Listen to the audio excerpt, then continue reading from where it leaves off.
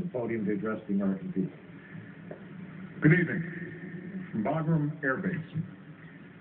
This outpost is more than 7,000 miles from home, but for over a decade, it's been close to our hearts.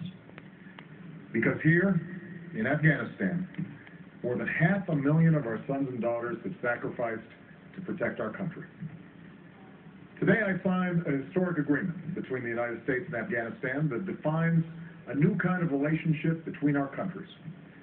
A future in which Afghans are responsible for the security of their nation, and we build an equal partnership between two sovereign states. A future in which war ends and a new chapter begins. Tonight I'd like to speak to you about this transition. But first, let us remember why we came here. It was here, in Afghanistan, where Osama bin Laden established a safe haven for his terrorist organization.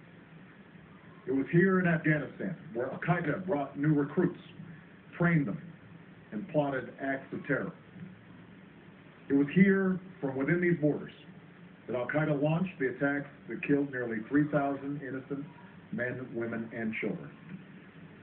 And so 10 years ago, the United States and our allies went to war to make sure that Al-Qaeda could never again use this country to launch attacks against us.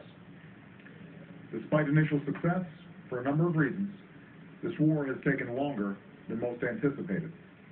In 2002, bin Laden and his lieutenants escaped across the border and established safe haven in Pakistan. America spent nearly 8 years fighting a different war in Iraq. And Al-Qaeda's extremist allies within the Taliban have waged a brutal insurgency. But over the last 3 years, the tide has turned. We broke the Taliban's momentum. We built strong Afghan security forces. We devastated Al-Qaeda's leadership, taking out over 20 of their top 30 leaders. And 1 year ago, from a base here in Afghanistan, our troops launched the operation that killed Osama bin Laden. The goal that I set, to defeat Al-Qaeda and deny it a chance to rebuild, is now within our reach. Still, there will be difficult days ahead. The enormous sacrifices of our men and women are not over. But tonight I'd like to tell you how we will complete our mission and end the war in Afghanistan. First, we've begun to transition to Afghan responsibility for security. Already nearly half of the Afghan people live in places where Afghan security forces are moving into the lead.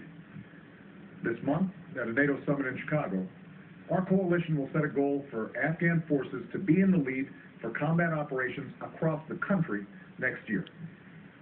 International troops will continue to train, advise, and assist the Afghans and fight alongside them when needed. But we will shift into a support role as Afghans step forward. As we do, our troops will be coming home. Last year, we removed 10,000 U.S. troops from Afghanistan. Another 23,000 will leave by the end of the summer. After that, reductions will continue at a steady pace with more and more of our troops coming home. And as our coalition agreed, by the end of 2014, the Afghans will be fully responsible for the security of their country. Second,